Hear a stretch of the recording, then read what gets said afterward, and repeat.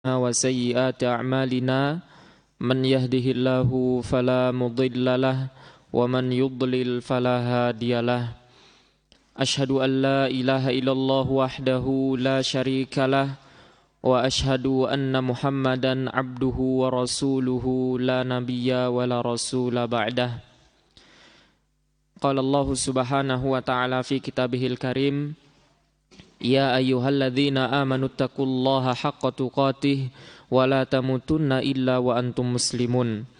Wahai orang-orang yang beriman, bertakwalah kalian kepada Allah dengan sebenar-benarnya ketakwaan, dan janganlah kalian meninggal dunia melainkan dalam keadaan memeluk dan berpegang teguh dengan agama Islam.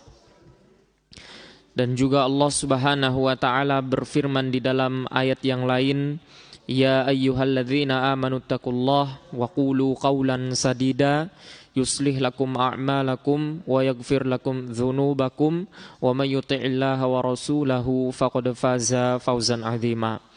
Wahai orang-orang yang beriman, bertakwalah kalian kepada Allah dan ucapkanlah perkataan yang baik dan benar, maka niscaya Allah akan memperbaiki amalan-amalan kalian dan juga akan mengampuni dosa-dosa kalian. Dan siapa saja yang mentaati Allah dan Rasul-Nya, maka sungguh dia telah beruntung dan menang dengan kemenangan yang sangat agung. Ma'asyiral muslimin rahimani wa rahimakumullah. Tidak bosan kita memanjatkan kalimat puji syukur kita kepada Allah Subhanahu wa taala, yang mana khususnya pada pagi hari ini Allah Subhanahu wa taala masih memberikan kepada kita semuanya kesehatan dan terlebih khususnya kesempatan untuk menuntut ilmu, hadir di kajian ilmu, yang mana hal ini dalam rangka kita mengangkat kebodohan daripada diri kita dan juga orang di sekitar kita. Maka ketahuilah, sejatinya ilmu ini adalah hal yang paling penting dan paling utama untuk dipelajari oleh seorang muslim. Maka berbahagialah kita yang dapat hadir di dalam kajian majelis ilmu. Di sini kita bermudzakarah mengingat Allah Subhanahu wa taala, dan di sini pun kita mendapatkan keutamaan yang disebutkan oleh baginda Nabi Muhammad SAW di dalam banyak hadisnya. Dan juga semoga selawat serta salam senantiasa tersampaikan kepada junjungan Nabi kita Muhammad SAW, yang mana beliau telah menyampaikan tanggung jawab amanah dan risalahnya kepada seluruh umat manusia.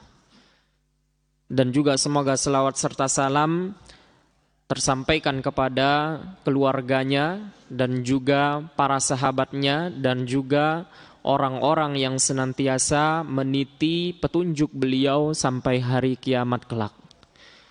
Ma'asyiral muslimin rahimani wa rahimakumullah.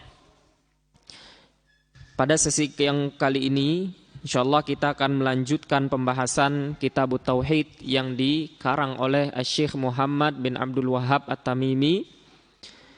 Bab yang kedua yaitu keistimewaan tauhid dan dosa-dosa yang diampuni karenanya.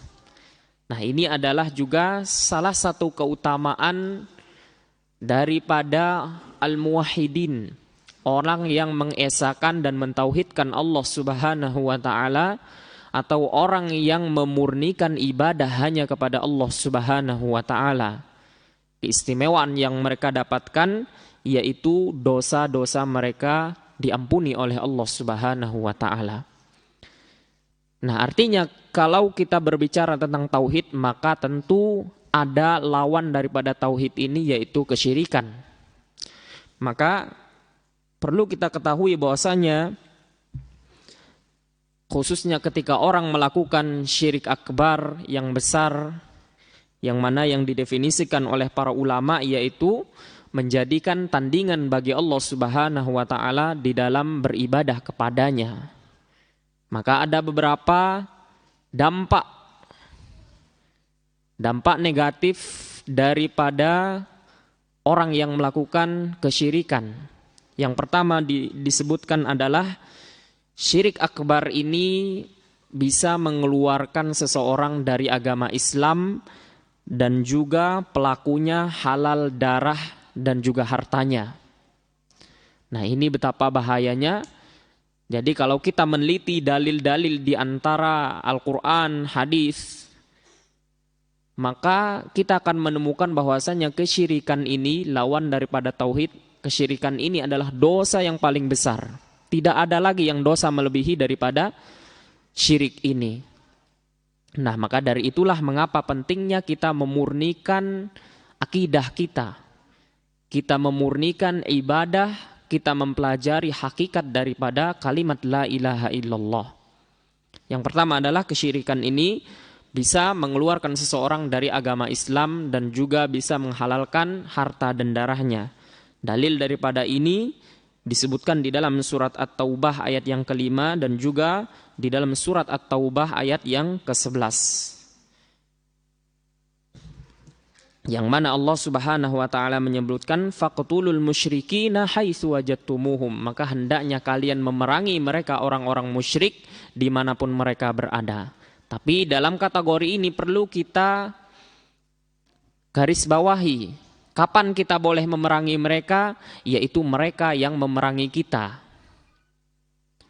Artinya orang musyrik ini atau orang kafir ini terbagi menjadi dua, yaitu mereka yang harbi, yang memerangi kaum muslimin, dan mereka yang zimmi atau musta'man, yang mereka itu mendapat jaminan keamanan oleh pemimpin kaum muslimin.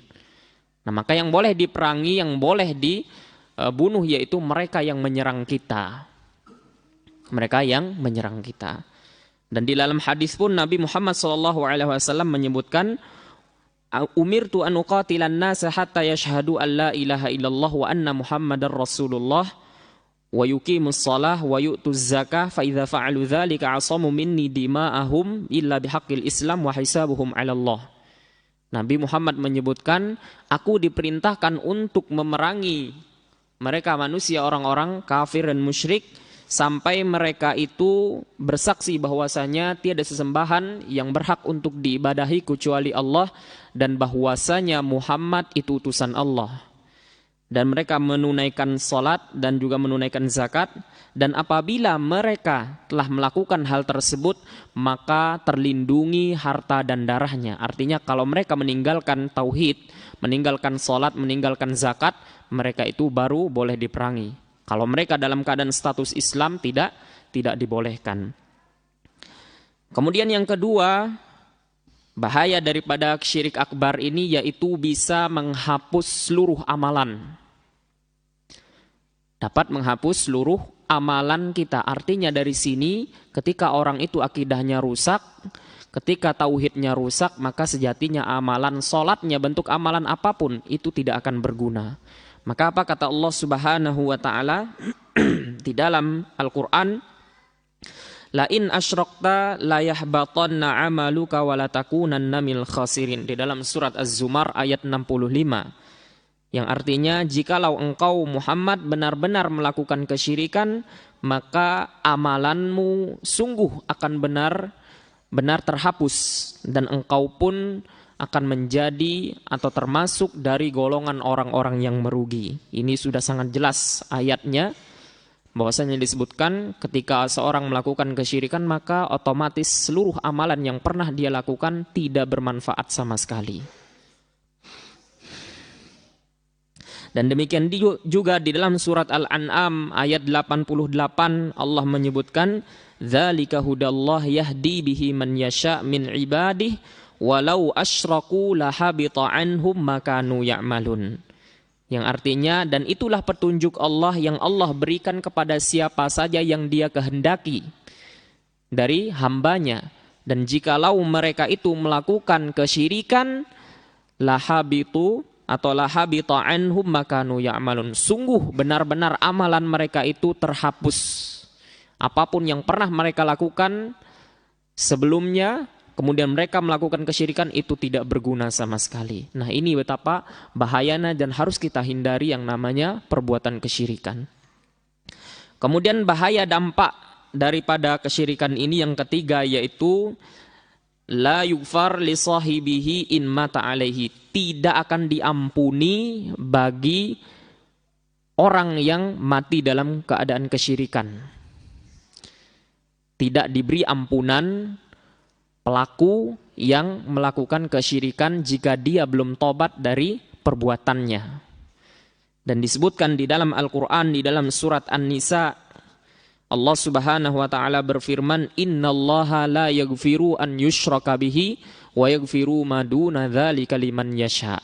Sesungguhnya Allah tidak mengampuni dosa orang yang berbuat kesyirikan kepadanya, dan Allah itu mengampuni dosa selain kesyirikan bagi siapa saja yang Dia kehendaki. Ini sudah sangat jelas dalilnya, Allah tidak memberikan ampunan kepada orang atau pelaku yang berbuat kesyirikan kepadanya apa dia meninggal dalam keadaan tersebut dan belum bertaubat. Kemudian apabila bertaubat, maka di dalil yang tadi wa yaghfiru ma duna dzalika liman yasha, dan Allah mengampuni selain dosa kesyirikan tersebut. Dan di dalam surat An-Anfal pun demikian. Di dalam surat Al-Anfal ayat 38 Allah menyebutkan Qul lil ladzina kafaru in yantahu yughfar lahum ma qad salaf wa in ya'udu faqad madat sunnatul awwalin, yang artinya, katakanlah wahai Muhammad kepada orang-orang yang kafir, jikalau mereka berhenti melakukan kekufuran mereka, maka mereka akan diampuni, mendapatkan ampunan dari Allah terhadap apa-apa atau dosa-dosa yang pernah mereka lakukan. Artinya kalau orang itu bertaubat, maka Allah pun akan mengampuni dosa-dosanya. Wa in ya'udu faqad madat sunnatul awalin, dan jika mereka kembali kepada kekufuran kesyirikan mereka, maka sungguh telah berlaku ketetapan Allah Subhanahu wa taala sebagaimana orang-orang yang terdahulu. Kemudian yang keempat, bahaya dan dampak daripada kesyirikan ini yaitu pelakunya jika meninggal dunia, mereka akan masuk dan kekal di dalam neraka. Nah, ini betapa bahayanya. Kalau orang yang masih berdosa, misalnya berbuat tindak laku kriminal yang lainnya, itu masih ada harapan bisa diselamatkan dari api neraka. Tapi kalau sudah melakukan kesyirikan, mati dalam keadaan kesyirikan, belum taubat, maka tidak ada harapan bisa diselamatkan dan kekal selamanya di dalam api neraka. Apa dalilnya? Dalilnya di dalam surat Al-Maidah ayat 72, Allah Subhanahu wa taala berfirman, innahu man yusyrik billah faqad harramallahu alaihil jannah wa ma'wahun nar wa ma lidh-dhalimina min ansar. Sangat jelas Allah menyebutkan, yang artinya sesungguhnya siapa saja yang berbuat kesyirikan kepada Allah, maka sungguh Allah telah mengharamkan baginya surga dan tempat kembalinya adalah di neraka, dan tidak ada seorang pun penolong bagi orang-orang yang berbuat kezaliman. Sangat jelas Allah mengharamkan baginya surga dan tempat kembalinya apa? Di neraka. Nah, inilah betapa kenapa kita harus memperhatikan perkara yang paling pertama, yaitu kesyirikan. Kita sebisa mungkin menjauhi hal ini dari diri kita, keluarga kita, dan juga orang-orang terdekat kita. Nah, kemudian keistimewaan tauhid dan juga dosa-dosa yang diampuni karenanya. Dan ketahuilah bahwasanya tauhid itu terbagi menjadi 3. Di dalam buku-buku para ulama banyak menyebutkan bahwasanya tauhid itu terbagi menjadi 3. Yang pertama adalah tauhidur rububiyah, yang artinya adalah mengesahkan Allah dengan tindak lakunya. Artinya kita meyakini Allah yang menciptakan, Allah yang mengatur, Allah yang memberi rizki. Nah, dengan keyakinan kita seperti ini, kita mengesahkan Allah dengan tindak laku perbuatan Allah Subhanahu wa ta'ala. Kemudian jenis yang kedua adalah tauhid al-uluhiyah, yaitu mengesahkan Allah dengan beribadah kepadanya atau tindak laku hambanya, seperti kita melakukan sholat, melakukan puasa, sedekah dan sebagainya. Nah, ini adalah tauhid uluhiyah, kita mengesahkan Allah dengan beribadah kepadanya. Dan kalau kita melihat dalil-dalil di dalam Al-Quran, jadi orang yang terdahulu sebelum kita, kaum musyrikin di zaman Nabi Muhammad SAW, mereka itu banyak tergelincir di dalam masalah tauhidul uluhiyah. Ketika mereka beribadah, sholat, puasa, zakat, tawaf, haji dan sebagainya, mereka itu melakukan kesyirikan di situ. Mereka meyakini tauhid rububiyah tadi, Allah sang pencipta, Allah yang mengatur, Allah yang memberi rizki, Allah yang menyelamatkan dan sebagainya. Mereka yakin. Tapi di sisi lain ketika mereka melakukan ibadah, mau haji, tawaf, mereka itu menjadikan bagi Allah itu tandingan. Nah, makanya mengapa Nabi SAW memerangi orang-orang musyrik di zamannya? Karena mereka itu masih tergelincir di dalam tauhid uluhiyah tadi. Mereka beribadah tapi menjadikan bagi Allah itu tandingan. Dan tauhid yang terakhir yaitu tauhidul asma wa sifat, yaitu mengesahkan Allah dengan nama-nama dan juga sifatnya. Baik, kita akan masuk sekarang ke dalam dalil yang menunjukkan bagaimana keistimewaan tauhid dan juga dosa-dosa yang diampuni karena seorang itu muwahhid, yaitu dia mengesahkan Allah Subhanahu wa taala. Dalil yang pertama adalah firman Allah Subhanahu wa taala di dalam surat Al-An'am ayat 82, Alladzina amanu wa lam yalbisu imanahum bidzulmin ulaika lahumul amnu wa hum muhtadun. Yaitu mereka orang-orang yang beriman yang tidak mencampur adukan keimanan mereka dengan kezaliman, yaitu merekalah orang-orang yang mendapatkan keamanan dan juga merekalah orang-orang yang mendapatkan petunjuk. Di dalam hadis yang lain diterangkan bahwasanya maksud daripada kezaliman di ayat ini, para sahabat pernah bertanya kepada Nabi Muhammad SAW ketika turunnya surat Al-An'am ayat 82 ini. Wahai Rasulullah, apa maksud daripada kezaliman itu? Bukankah setiap dari kita ini pernah melakukan kezaliman? Maka Nabi pun menjelaskan bukan itu yang dimaksud di dalam ayat ini. Tapi maksud di dalam ayat ini sebagaimana yang diterangkan di surat Luqman, sebagaimana perkataannya Luqman kepada anaknya, inna syirka la zulmun azim. Sesungguhnya kesyirikan adalah kezaliman yang paling besar. Nah, ini maksud daripada kezaliman yang ada di dalam surat Al-An'am ayat 82 ini. Jadi jangan sampai kita salah tafsir nantinya. Dan ini pun termasuk satu tafsir ayat dengan ayat yang lainnya. Jadi maksud kezaliman di dalam surat Al-An'am ayat 82 ini adalah sebagaimana diterangkan di dalam surat Luqman, inna syirka la zulmun azim. Sesungguhnya kesyirikan adalah dosa kezaliman yang sangat besar. Kemudian hadis yang diriwayatkan dari Ubadah bin Samit radhiyallahu anhu, beliau menuturkan bahwasanya Rasulullah sallallahu alaihi wasallam pernah bersabda. Beliau bersabda, man syahida alla ilaha illallah wahdahu la syarikalah wa anna Muhammadan abduhu wa rasuluhu wa anna Isa abdullahi wa rasuluhu wa kalimatuhu alqaha ila Maryam wa ruhun minhu wal jannata haqqun wan naru haqqun adkhalahu Allahul jannata ala ma kana alaihi minal amal, atau ala ma kana minal amal. Diriwayatkan oleh Imam Bukhari dan Muslim.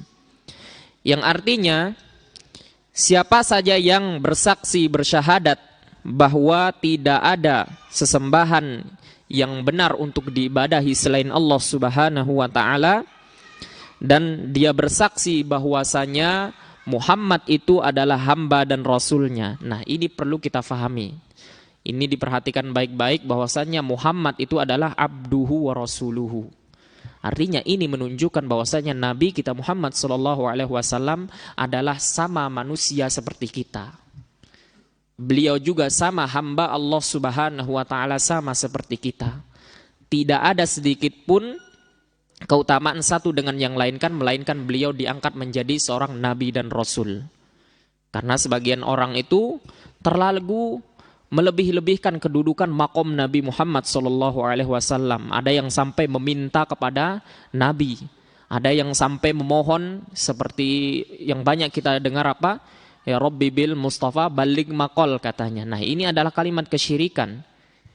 Ya Allah, balik sampaikanlah apa yang kami ucapkan ini. Artinya mereka meminta kepada Nabi Muhammad SAW. Ini adalah tindak laku yang tidak boleh. Tidak boleh kita memohon kepada Nabi Muhammad SAW yang sudah beliau tidak ada. Tapi yang beliau perintahkan kepada kita adalah berselawat kepadanya, mengucapkan salawat serta salam kepadanya. Ini yang diperintahkan. Adapun memohon, karena ada sebagian kaum muslimin yang tidak faham dengan hal ini, bertabarruk dengan kuburannya Nabi. Dan hal ini dilarang. Sangat dilarang. Apalagi kuburan selain Nabi ini tidak dibolehkan sama sekali. Apalagi kuburan tersebut dijadikan tempat sholat, ada di masjid dan sebagainya. Ini tidak dibolehkan dan ini diharamkan di dalam agama Islam. Nah, maka hal ini perlu kita perhatikan baik-baik. Karena sebagian kaum muslimin tidak memahami hal ini. Dan kebanyakan dari mereka tergelincir kepada hal ini. Padahal hal ini adalah perbuatan kesyirikan yang sangat besar dan tidak diampuni dosanya oleh Allah Subhanahu wa Ta'ala. Yang tadi kita sebutkan ada 4 dampak daripada perbuatan syirik akbar. Nah, hal ini kita harus fahami. Nah, maka di sini disebutkan bahwasanya Nabi kita itu hamba Allah juga. Beliau makan, kita juga makan. Beliau sakit, kita juga sakit. Sama, tidak ada bedanya. Maka apa yang harus kita angkat-angkat beliau sampai makom yang berlebihan? Maka kalau kita memperhatikan ajaran beliau, beliau tidak ingin diagung-agungkan. Bahkan para sahabatnya pun Nabi Muhammad SAW tidak terlalu mengangkat beliau di atas derajat makom yang sudah ditentukan oleh Allah Subhanahu wa Ta'ala. Nah, hal ini perlu kita perhatikan. Mengapa hal ini perlu kita perhatikan? Agar kita tidak terjerumus sebagaimana orang-orang Nasoro terjerumus kepada Nabi Isa alaihissalam. Jadi orang-orang Nasoro itu terlalu awalnya mengagungkan Nabi Isa, disebutnya anak Tuhan. Dan pada akhirnya mereka pun menyembahnya. Nah, inilah yang kenapa Nabi Muhammad SAW sebutkan di dalam hadisnya agar kita tidak tergelincir kepada menyembah beliau. Mungkin awalnya kita mengagung-agungkan, tapi pada akhirnya ketika orang tidak faham, akhirnya nanti menyembah Nabi Muhammad SAW. Padahal Nabi pun melarang hal ini. Nah, itulah mengapa hal ini perlu kita perhatikan bahwasanya Nabi Muhammad adalah hamba Allah Subhanahu wa Ta'ala dan juga utusannya. Nah, kemudian di dalam hadis ini beliau pun menyebutkan wa anna Isa abdullahi wa rasuluhu, dan dia pun bersaksi bahwasanya Isa adalah hamba Allah dan juga utusannya. Nah, ini diterangkan juga agar kita, ini permasalahan akidah juga, agar kita pun meyakini bahwasanya Nabi Isa yang dikultuskan oleh orang-orang Nasara sebagai Tuhan mereka itu sejatinya hamba Allah, bukan anaknya Allah. Bahkan dia tidak berhak untuk disembah. Nah, inilah dalil yang sangat jelas dan lugas dari Nabi kita Muhammad SAW. Dan bahwasanya Isa adalah hamba Allah dan juga Rasulnya. Wa kalimatuhu alqaha ila Maryam, dan Nabi Isa ini adalah kalimat Allah Subhanahu wa Ta'ala yang dia tiupkan kepada Maryam. Wa ruhun minhu, dan termasuk ruh dari Allah Subhanahu wa Ta'ala sebagaimana yang dijelaskan di surat An-Nisa. Kemudian Nabi Muhammad SAW melanjutkan wal jannata haqqun, dan dia juga orang yang bersyahadat tadi bersaksi meyakini bahwasanya surga itu adalah benar adanya. Wan naru haqqun, dan juga neraka itu adalah benar adanya. Maka apa yang didapatkan keistimewaan ketika orang memurnikan akidah keyakinannya, kata Nabi Muhammad SAW, adkhalahullahul jannata ala ma kana alaihi minal amal. Allah memasukkan dia nantinya ke dalam surga sesuai dengan apa yang pernah dia amalkan. Nah, inilah betapa pentingnya. Intinya sejatinya yang kita harus perbaiki di dunia ini adalah akidah kita. Seperti yang disebutkan oleh Nabi Muhammad SAW tadi, persaksian kita, syahadat kita, keimanan kita itu yang sejatinya harus kita perhatikan. Jangan sampai kita merusak pondasi agama kita, kemudian ibadah-ibadah yang kita lakukan itu tidak berguna sama sekali. Maka inilah kunci sebenarnya sangat mudah. Kita ingin memasuki surga, yang penting kita sudah memperbaiki akidah kita, kemudian kita melakukan amalan-amalan kebaikan yang lainnya. Kita sempurnakan amalan-amalan kebaikan kita yang lainnya. Kemudian di dalam hadis yang lain diriwayatkan dari Itban, beliau berkata, ya, dari Imam Bukhari dan Muslim meriwayatkan pula dari Itban, fa innallaha harrama 'alan nari man qala la ilaha illallah yabtagi bidzalika wajhallah. Sesungguhnya Allah mengharamkan kepada neraka orang yang berkata kalimat la ilaha illallah, tiada sesembahan yang berhak selain Allah, dengan ikhlas dari hatinya dan mengharapkan pahala melihat wajah Allah Subhanahu wa ta'ala. Kemudian juga diriwayatkan dari Abu Sa'id Al-Khudri radhiyallahu anhu bahwa Rasulullah sallallahu alaihi wasallam bersabda, qala Musa ya Rabbi 'allimni syai'an azkurka wa ad'uka. Berkata Nabi Musa, ya Allah, ajarilah kepadaku sesuatu amalan yang aku mengingatmu dan juga berdoa kepadamu dengan amalan tersebut. Qala qul ya Musa, maka Allah Subhanahu wa ta'ala pun bersabda, maka Allah Subhanahu wa ta'ala pun berkata, katakanlah wahai Musa la ilaha illallah, katakanlah kalimat la ilaha illallah. Qala ya Rabbi kullu ibadika yaquluna hadza. Nabi Musa pun berkata, ya Allah, setiap para hambamu, semua hambamu pun melakukan dan mengatakan kalimat la ilaha illallah ini. Qala ya Musa, maka Allah pun berkata kepada Nabi Musa, wahai Musa, lau annas samawati sab'a wa amiruhunna ghairi wal aradina sab'a fi kaffatin wa la ilaha illallah fi kaffatin malat bihinna la ilaha illallah.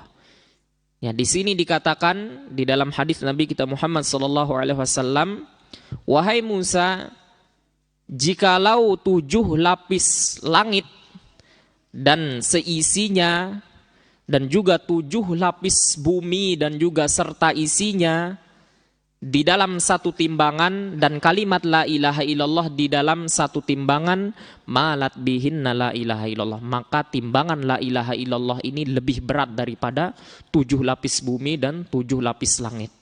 Ini menandakan bahwasanya pemurnian akidah ini sangat penting, dan pahala yang didapatkan itu sangat-sangat besar sekali.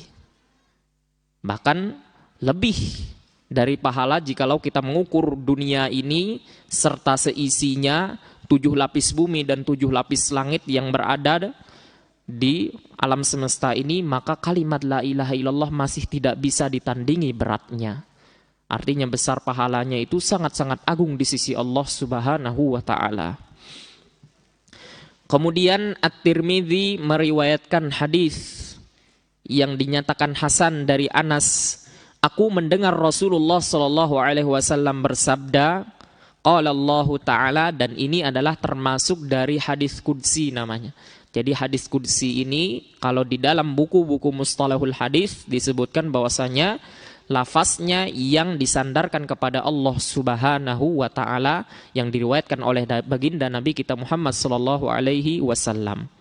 Nah, di dalam hadis qudsi ini Nabi kita bersabda, qala Allah ta'ala, Allah berfirman, ya ibna Adam, wahai manusia anak Adam, lau ataitani biqurabil ardi khataya summa laqaitani la tusyrik atau la tusyriku bi syai'a la ataituka biqurabiha maghfiratan.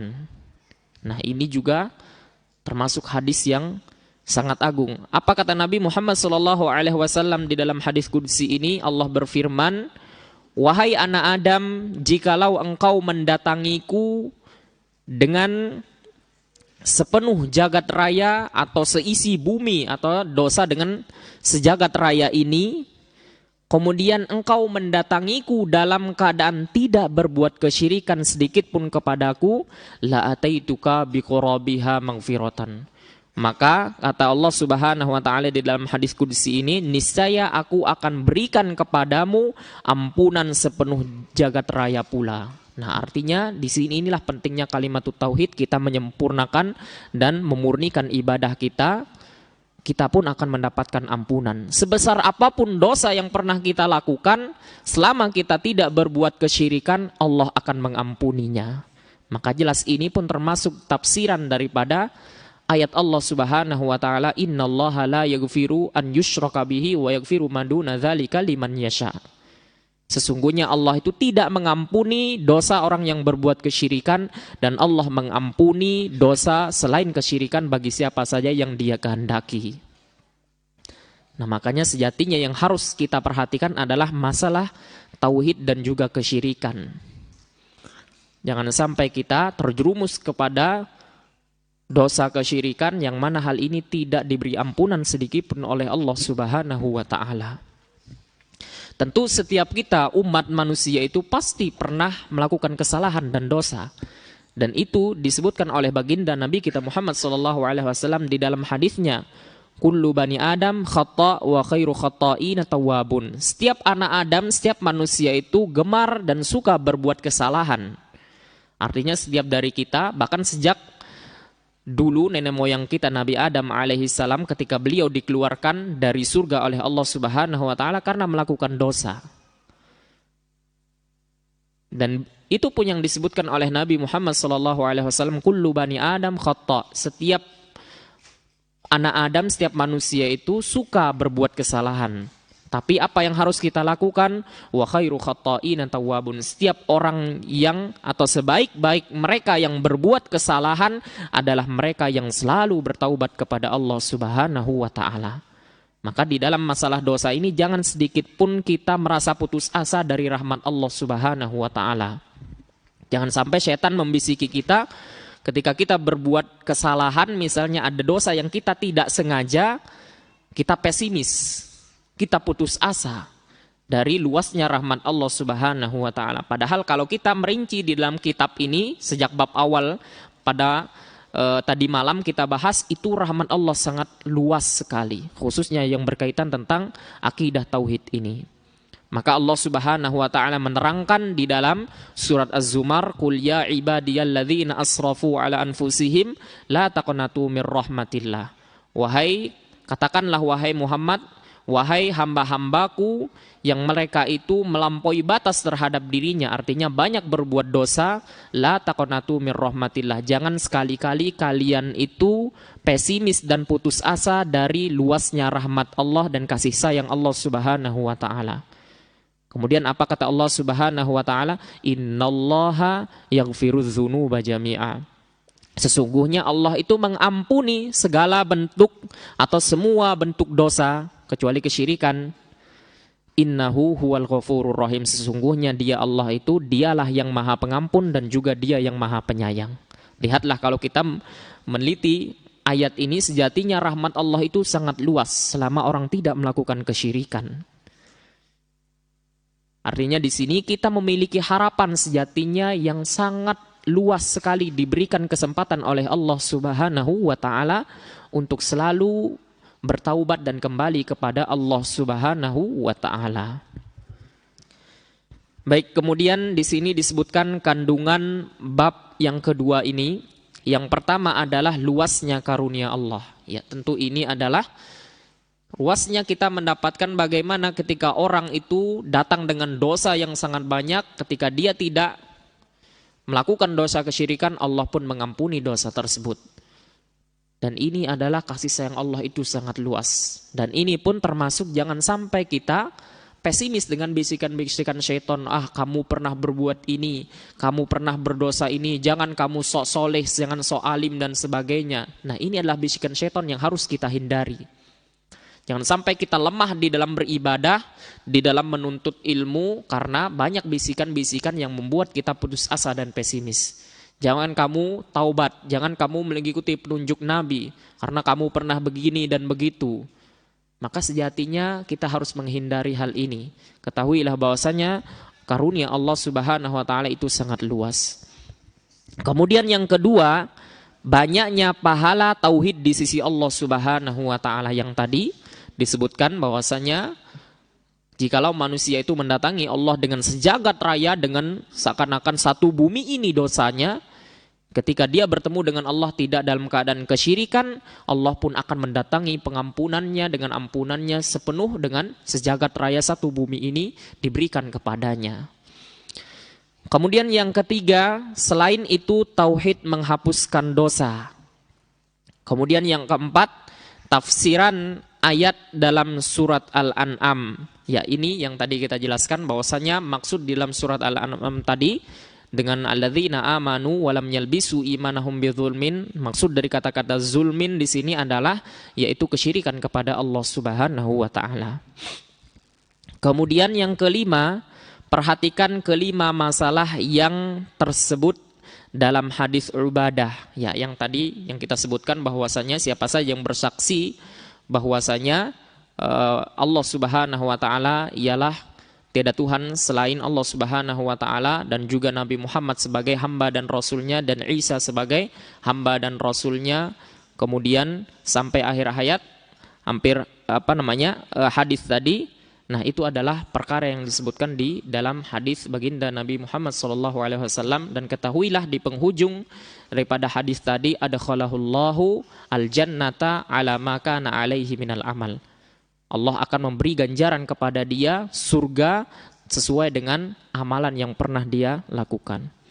Kemudian yang keenam, apabila Anda mempertemukan antara hadis Ubadah dan hadis Itban dan hadis sesudahnya, akan jelas bagi Anda pengertian kalimat la ilaha illallah, dan akan jelas bagi Anda kesalahan orang-orang yang tersesat karena hawa nafsunya. Ya, jikalau kita melihat tadi hadis daripada Ubadah tadi disebutkan bahwasanya syarat kalimat la ilaha illallah tadi adalah bersaksi bahwasanya tiada Allah sesembahan yang berhak untuk disembah, kemudian juga bersaksi bahwasanya Muhammad itu hamba dan rasulnya, kemudian Nabi Isa hamba dan rasulnya, sampai seterusnya. Dan dilanjutkan bahwasanya ketika kita mengucapkan kalimat itu, apa yang harus kita lakukan? Harus secara tulus dan ikhlas karena Allah Subhanahu wa ta'ala. Jadi tidak hanya sekedar ucapan saja, tapi benar-benar kita melaksanakannya, mengucapkan hal tersebut tulus dari dalam hati kita, dan kita pun melaksanakan perintah Allah Subhanahu wa ta'ala. Jangan sampai kita mengucapkan kalimat la ilaha illallah tapi kita melanggar larangan-larangannya. Jangan sampai kita itu mengaku orang muwahhid, mengesahkan memurnikan ibadah kepada Allah, tapi ucapan kita berbeda dengan perbuatan kita. Dan ketahuilah bahwasanya yang di sini disebutkan, maka jelas bagi Anda kesalahan orang-orang yang tersesat karena hawa nafsunya, khususnya yang tadi yang kita sebutkan bahwasanya Nabi Muhammad itu adalah hamba, dan juga Nabi Isa tadi adalah hamba Allah. Di sini kebanyakan orang-orang ini tidak faham. Yang pertama, masalah Nabi Muhammad tadi, mereka terlalu gulu berlebih-lebihan terhadap Nabi Muhammad SAW. Bahkan orang yang diakui dengan anak cucunya itu mereka terlalu berlebih-lebihan terhadap mereka. Padahal ini tidak dibolehkan sama sekali di dalam agama petunjuk Nabi Muhammad SAW. Yang mana kita sebutkan tadi, sebagaimana Nabi Isa itu hamba dan rasulnya, Nabi Muhammad pun hamba dan juga utusan Allah. Jangan sampai kita tergelincir karena hawa nafsu kita mengikuti khususnya orang-orang Nasara yang mereka tergelincir kepada beribadah dan menyembah kepada Nabi Isa. Dan sejatinya hal ini, khususnya gulu ini, kita harus memangkas, karena gulu ini adalah berlebih-lebihan terhadap orang soleh. Ini adalah termasuk salah satu wasilah menuju kepada kesyirikan. Dan benar-benar ini harus diingatkan kepada kaum muslimin, jangan sampai mereka gulu terhadap orang-orang yang soleh. Apalagi mungkin di Indonesia ini sangat laku ya, mereka yang dikultuskan sebagai pengikut orang soleh, keturunannya Nabi dan sebagainya. mereka sampai ruku di depannya, mencium kakinya dan sebagainya, ini tidak dibolehkan. Dan Nabi pun tidak pernah menyuruh para sahabatnya untuk melakukan hal itu. Maka jelas kalau kita meneliti di dalam hadis, khususnya di dalam ini, bahwasanya beliau pun sama hamba seperti kita. Tapi Nabi Muhammad SAW dan Nabi yang lainnya, mau Nabi Isa, Musa, dan yang lainnya, itu semuanya sama seperti kita. Tapi mereka itu diangkat dan dipilih oleh Allah Subhanahu wa Ta'ala, diutamakan daripada makhluk yang lainnya dengan diberikan tanggung jawab amanah dan risalah. Itu saja bedanya. Selain itu jangan sampai kita berlebih-lebihan, apalagi sampai menyembahnya orang sudah mati, dikira punya barokah dan sebagainya. Ini tidak ada dalam petunjuk Nabi Muhammad SAW. Maka hal ini perlu kita memperbaiki, khususnya di dalam akidah kita. Jangan sampai kita tergelincir sebagaimana sebagian kaum muslimin tergelincir kepada gulu atau mereka itu berlebih-lebihan terhadap orang-orang soleh. Kemudian yang setelahnya, nomor yang ke-7, perlu diingat persyaratan yang dinyatakan di dalam hadis Idban, yaitu ikhlas semata karena Allah dan tidak mempersekutukannya. Ya, ini adalah khususnya ketika amalan ibadah kita ingin diterima, itu ada 2 syarat. Yang pertama adalah ikhlas, tulus kita melakukannya karena Allah Subhanahu wa Ta'ala, dan ini yang difirmankan oleh Allah Subhanahu wa Ta'ala di dalam surat Al-Bayyinah, wa ma umiru illa liya'budullaha mukhlishina lahuddin, dan tidaklah mereka itu diperintahkan oleh Allah melainkan agar mereka itu beribadah secara ikhlas tulus hanya kepada Allah Subhanahu wa Ta'ala. Kemudian ittiba, yaitu mengikuti petunjuk sesuai dengan arahan Nabi Muhammad SAW. Di dalam surat Ali Imran Allah menyebutkan, qul in kuntum tuhibbunallaha fattabi'uni yuhibbukumullahu wa yaghfir lakum dzunubakum. Katakanlah wahai Muhammad, jikalau kalian itu mencintaiku, maka hendaknya kalian itu mengikuti mencintai Allah, hendaknya kalian itu mengikutiku, maka niscaya Allah pun akan mencintai kalian dan juga akan mengampuni dosa kalian. Ini sudah sangat jelas dalilnya di dalam Al-Qur'an. Dan dalil yang lain di dalam hadis Nabi kita Muhammad SAW tentang ittiba ini, yaitu mengikuti petunjuk Nabi Muhammad SAW. Man amila amalan laisa alaihi amruna fahuwa raddun. Siapa saja yang melakukan amalan yang tidak ada petunjuk dari Nabi Muhammad SAW, maka amalannya tadi tertolak. Di dalam hadis yang lain pun demikian, senada dengan hadis yang ini, man ahdatsa fi amrina hadza ma laisa minhu fahuwa raddun. Siapa saja yang mengada-ada suatu amalan ibadah di dalam urusan agama yang tidak ada petunjuknya dari Nabi Muhammad SAW, maka hal itu tertolak. Ini sudah sangat jelas dalil kita harus mengikuti petunjuk dari Nabi Muhammad SAW. Kemudian yang ke-8, para nabi perlu diingatkan pula akan keistimewaan kalimat la ilaha illallah, ya seperti di dalam hadis qudsi tadi Allah berfirman kepada Nabi Musa alaihi salam. Kemudian yang ke-9, bahwa la ilaha illallah berat timbangannya mengungguli berat timbangan seluruh makhluk. Padahal banyak di antara orang yang mengucapkan kalimat tersebut ringan timbangannya. Ya, jadi sebagaimana yang disebutkan di dalam hadis tadi, jikalau orang mendatangi Allah Subhanahu wa Ta'ala dengan sejagat raya dosa yang pernah dia lakukan, kemudian dia tidak dalam keadaan menyekutukan Allah Subhanahu wa Ta'ala, maka Allah pun akan memberi ampunan kepadanya. Atau di dalam hadis tadi, jikalau seluruh lapis bumi dan langit ini ditimbang dengan kalimat la ilaha illallah, masih lebih berat kalimat la ilaha illallah. Kemudian yang ke-10, dinyatakan bahwa bumi ini 7 seperti halnya langit. Ya, ini adalah penetapan bahwasanya di dalam hadis Nabi tadi menyebutkan bahwasanya langit dan bumi ini memiliki 7 lapis. Kemudian yang ke-11, langit dan bumi ada penghuninya. Kemudian yang ke-12, menetapkan sifat-sifat Allah berbeda dengan pendapat Asy'ariyah. Ya, ini adalah mengenai sifat Allah Subhanahu wa Ta'ala, khusus di dalam tadi yang disebutkan di dalam hadis ya betagi wajah Allah. Karena sebagian Orang-orang yang tidak memahami mentakwilkan makna wajah di sini adalah bukan wajah Allah secara hakiki.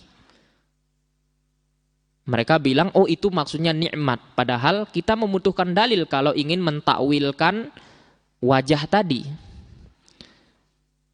Atau di dalam Al-Quran sendiri, waqalatil yahudu yadullahi maglulah. Orang-orang Yahudi itu berkata di dalam surat Al-Maidah bahwasanya tangan Allah itu terbelenggu. Maksud dari kata terbelenggu di situ adalah bukan tangan Allah secara hakiki dan sebagainya. Mereka malah mentakwilkan kepada hal lain. Maka hal ini pun memerlukan dalil. Tapi jangan salah kita di dalam hal ini.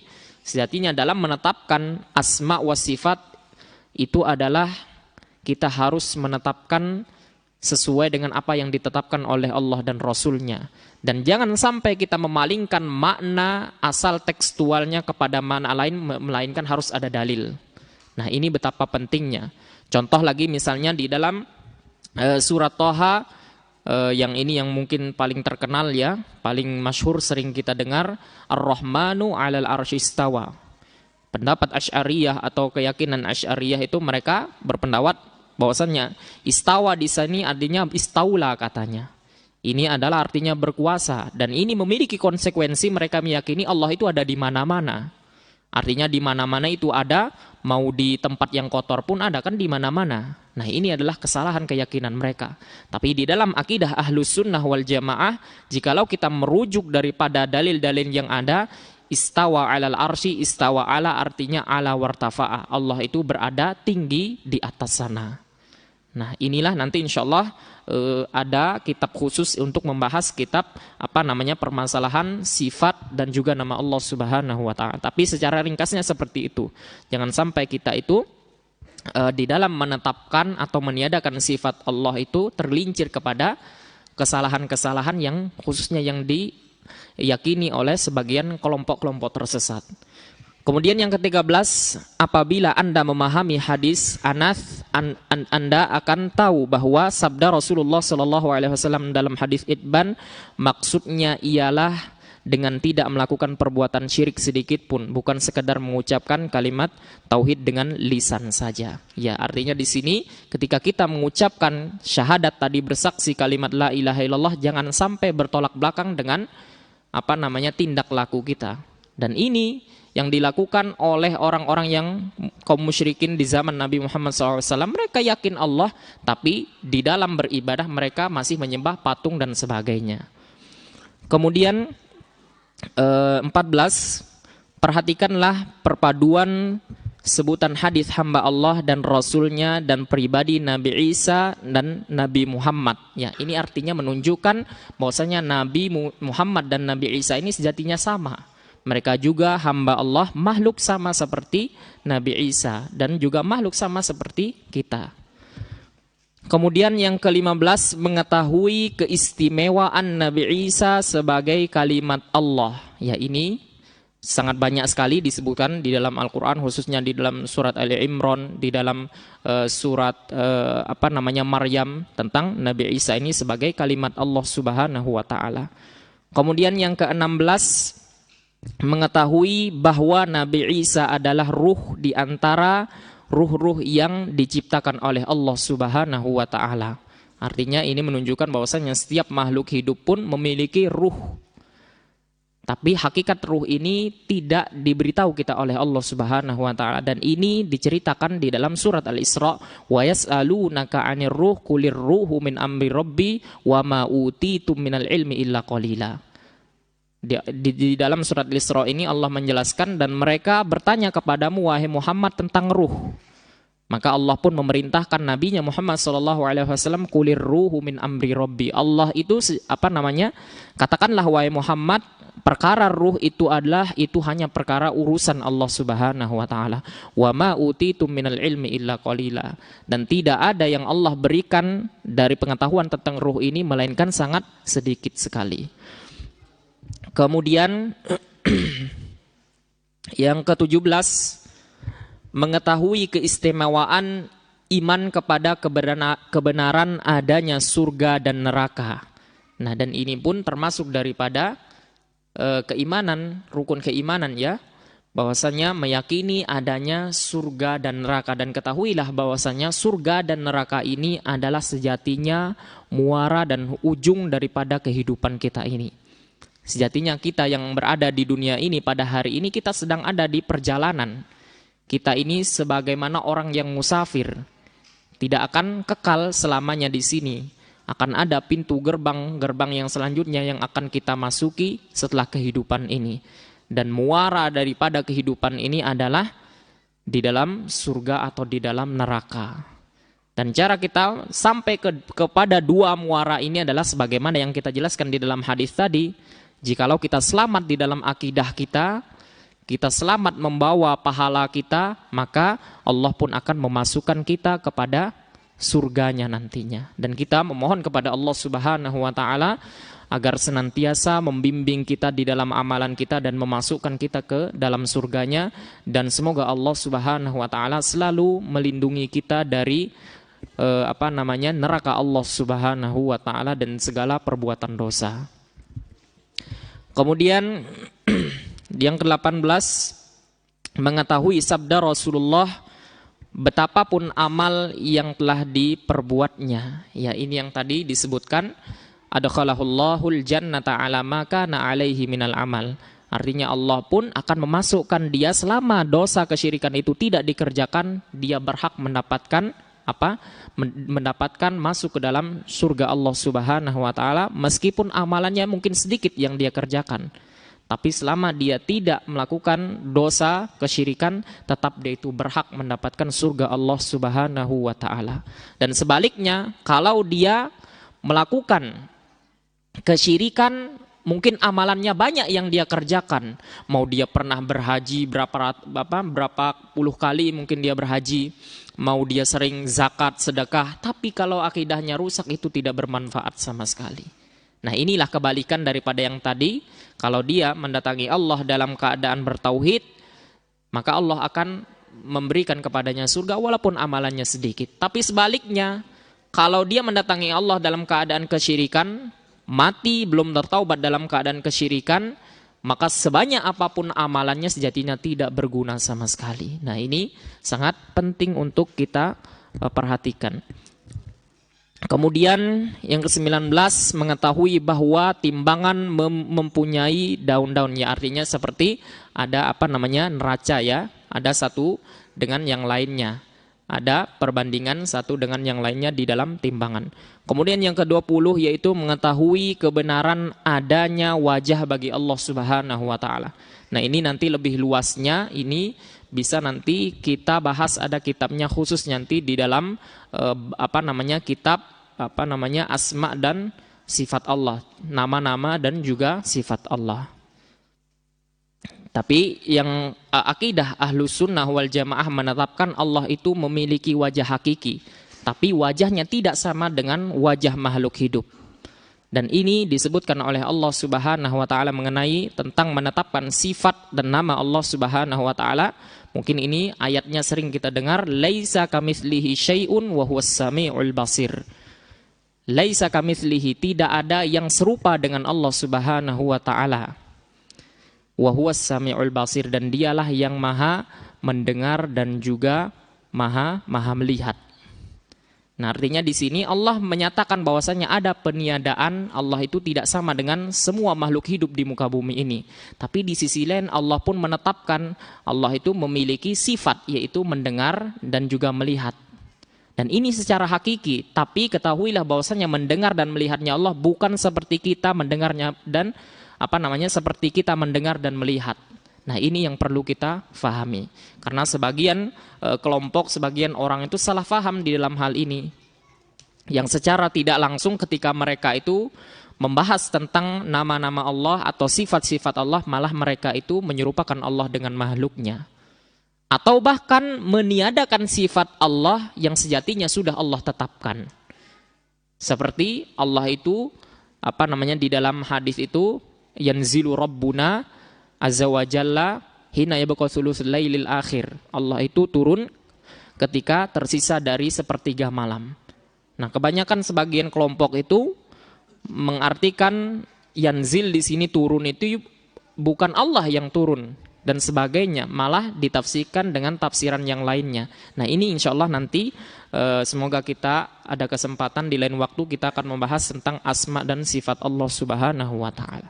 Intinya nanti ini sangat panjang sekali, ada kitab khususnya nanti, insya Allah semoga kita bisa membahasnya. Dan mungkin ini yang bisa kita bahas pada pertemuan sesi kali ini, dan kita memohon kepada Allah Subhanahu wa Ta'ala khususnya agar menjaga kita dan keluarga kita dari segala bentuk kesyirikan kepada Allah Subhanahu wa Ta'ala, dan semoga kita juga tetap dikokohkan dan diwafatkan dalam keadaan bertauhid kepada Allah Subhanahu wa Ta'ala. Baik, sebelum kita akhiri mungkin ada yang memiliki pertanyaan, silakan.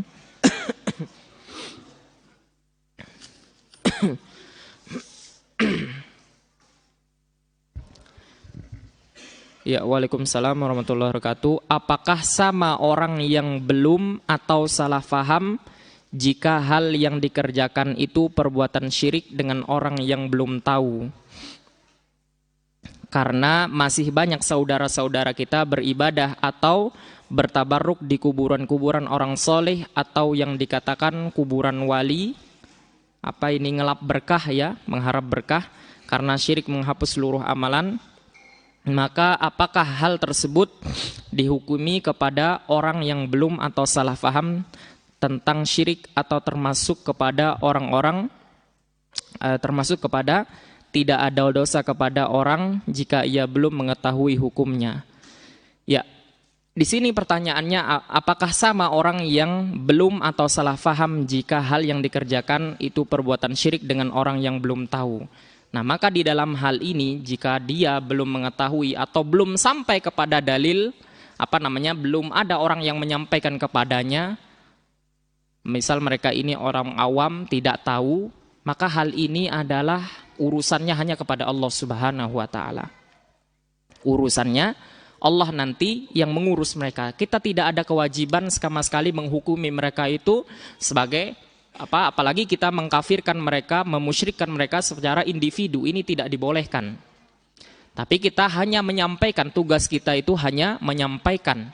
Dan tugas kita juga yang paling penting ketika kita melihat mereka adalah kita mengingatkan.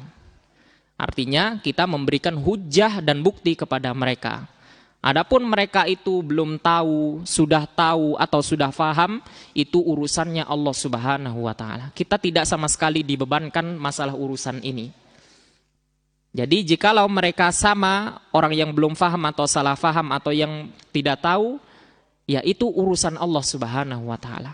Kita tidak berhak menghukumi mereka. Bisa saja mereka itu tergelincir, tidak tahu, atau belum ada orang yang mengingatkan mereka, khusus misalnya suku-suku yang berada di pedalaman, itu nantinya Allah yang mengurus mereka. Kita tidak sama sekali diminta pertanggungjawaban. Tapi yang diminta oleh Allah Subhanahu wa Ta'ala kepada kita itu apakah sudah sampai atau sudah kita mendakwahkan mereka atau belum? Apakah sudah mengingatkan mereka atau belum? Tapi jikalau kita sudah mengingatkan mereka itu entah salah faham atau dan sebagainya, itu urusan Allah Subhanahu wa Ta'ala. Kita itu hanya diberi batasan oleh Allah Subhanahu wa Ta'ala hanya sebagai penyampai dan pengingat saja. Dan ini banyak ayat di dalam Al-Quran bahwasanya tugas kita, bahkan Nabi kita Muhammad SAW itu hanya sebagai pengingat saja. Adapun menghukumi mereka seperti ini itu hanya urusan Allah Subhanahu wa Ta'ala. Wallahu a'lam bissawab. Kemudian ini pertanyaan selanjutnya, waalaikumsalam warahmatullahi wabarakatuh. Apakah orang tua Rasulullah termasuk yang bertauhid sesuai ajaran Nabi Ibrahim? Ya, permasalahan ini tentunya sejak zaman dahulu pernah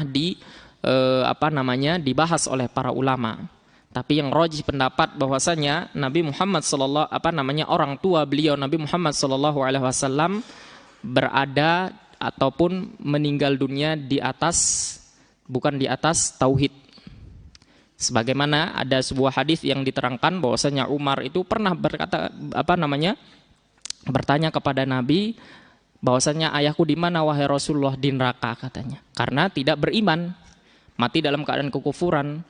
Kemudian Rasulullah pun berbalik kepada Umar, abuka wa abi finnar, bahwasanya ayahmu dan juga ayahku itu di neraka. Dan ini adalah dalil yang jelas dan sharih bahwasanya orang tua Nabi Muhammad SAW mati dalam keadaan kekufuran.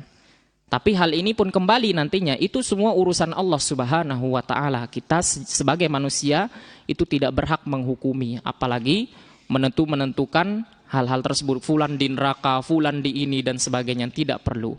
Sejatinya kita adalah hanya penyampai dan juga sebagai orang yang hanya mengingatkan hal tersebut. Kemudian yang kedua, apakah dalam tauhid asma wa sifat juga dikenal istilah sifat wajib Allah 20 sifat? Ya, ini juga sebagian kaum muslimin ada yang meyakini bahwasanya sifat Allah itu atau nama Allah itu hanya 20 ya. Mungkin yang dari 20 ini seperti apa? Wujud, qidam, baqa ya, mulafakhatuhu lil hawadits, qiyamuhu binafsihi, wahdaniyat, iradat, qadar dan sebagainya. Ya, sejatinya sifat ini jikalau kita menetapkan sesuai dalil, maksudnya kita menetapkan sebagai sifat dan nama Allah, maka ini kurang pas kalau kita menetapkan hanya 20. Tapi jikalau kita kembali kepada hadis Nabi Muhammad SAW, innalillahi tis'atan wa tis'ina isman. Sesungguhnya Allah itu memiliki 99 nama.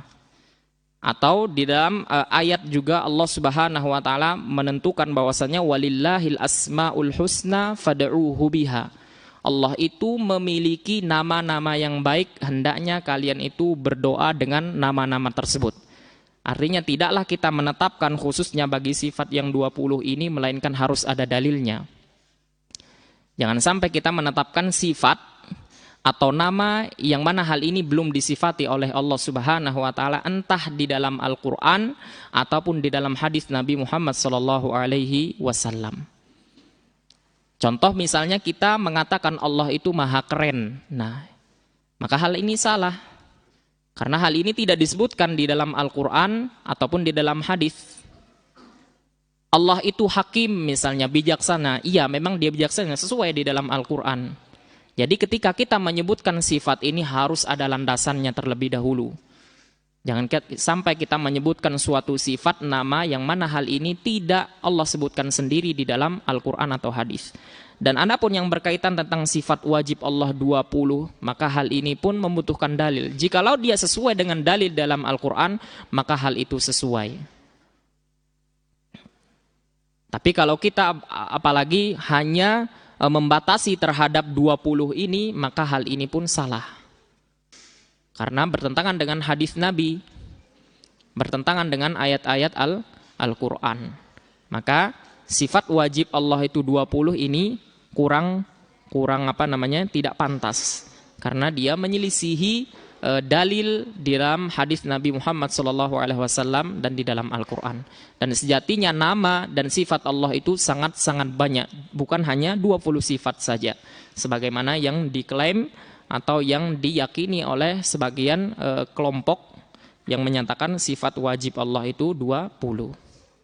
Maka ini saja mungkin yang bisa kita kaji pada pertemuan kali ini. Semoga Allah Subhanahu wa taala selalu menuntun kita dalam kebaikan, khususnya di dalam beribadah kepada Allah Subhanahu wa taala sesuai dengan yang diajarkan baginda Nabi kita Muhammad sallallahu alaihi wasallam. Dan kita akhiri pertemuan kita pada sesi kali ini. Semoga Allah Subhanahu wa taala mempertemukan kita di sesi yang lainnya, dan kita berharap kepada Allah Subhanahu wa taala agar kita selalu dimudahkan dalam menuntut ilmu dan khususnya dalam mengerjakan amalan-amalan kebaikan, amalan ibadah kebaikan. Wa akhiru da'wana alhamdulillahi rabbil alamin wa billahi taufiq wal hidayah wa akhiru da'wana alhamdulillahi rabbil alamin. Subhanakallahumma wa bihamdika asyhadu an la ilaha illa anta astaghfiruka wa atubu ilaik. Wassalamu alaikum warahmatullahi wabarakatuh.